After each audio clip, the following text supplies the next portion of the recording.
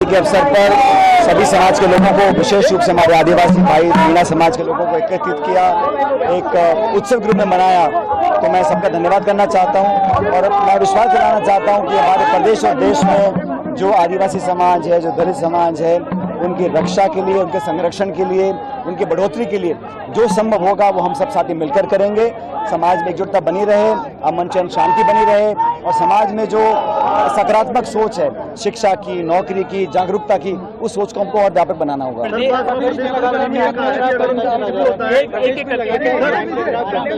बड़ा चिंता का विषय है कि राजस्थान में जिस प्रकार हिंसक वारदातें बढ़ती चली जा रही हैं, अभी हाल ही में बलात्कार की बहुत घटनाएं हुई हैं और लूटपाट की घटना हो रही हैं और बड़ा चिंता का विषय है कि दिल्ली, जयपुर, राजस्थान के बॉर्डर पर जहां पर आतंकियों के भी पैर पसरने का सूचना मिली है, बड़ा चिंता का विषय है।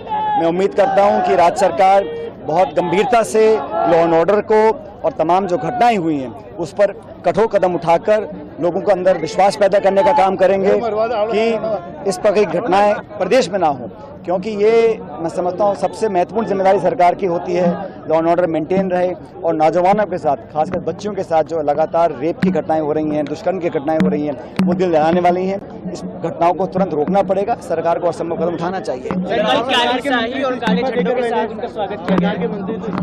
मैंने बोल दिया उसमें। काले झंडों के साथ उदयपुर में प्रभारी जी का स्वागत किया है, उसको किस तरह से देखते हैं सचिन पायलट? और उन्होंने कहा है कि अगर कुछ भी मेरे साथ होता है तो सचिन पायलट उसके जिम्मेदार हैं। आपकी विधानसभा में भाजपा के नए प्रभारी राधा मोहन दास अग्रवाल कहते हैं कि सचिन पायलट का दौर खत्म हो चुका है और वो बात नहीं है सचिन पायलट।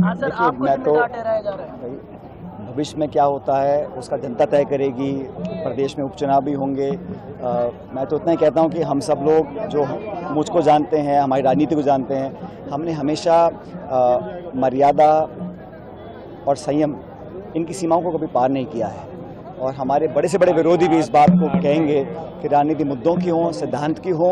और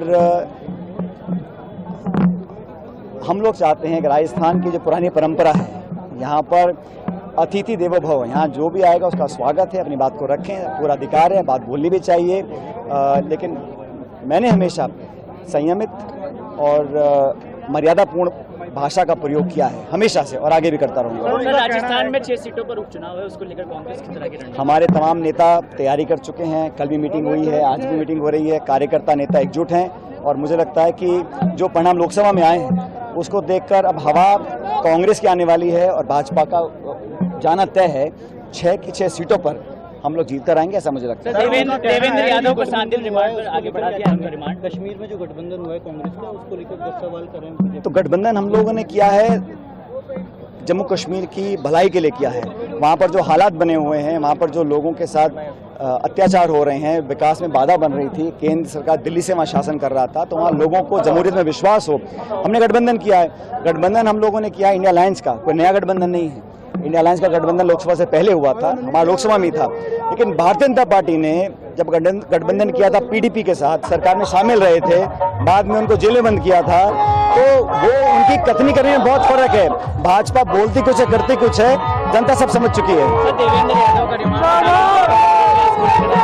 देवेंद्र यादव से मिला था जेल के अंदर और हम लोग लड़ाई लड़ेंगे, कानूनी लड़ाई लड़ेंगे, लेकिन पॉलिटिकल लड़ाई भी लड़ेंगे। उनको साजिशपूर्ण तरीके से जानबूझ के फंसाने की कोशिश सरकार कर रही है, क्योंकि देवेंद्र यादव मुखर होकर सरकार को चुनौती देते थे, उनको जानबूझ के अलग अलग किस्मों में फंसाया जा रहा है और जनता षड्यंत्र का पर्दा साफ करेगी।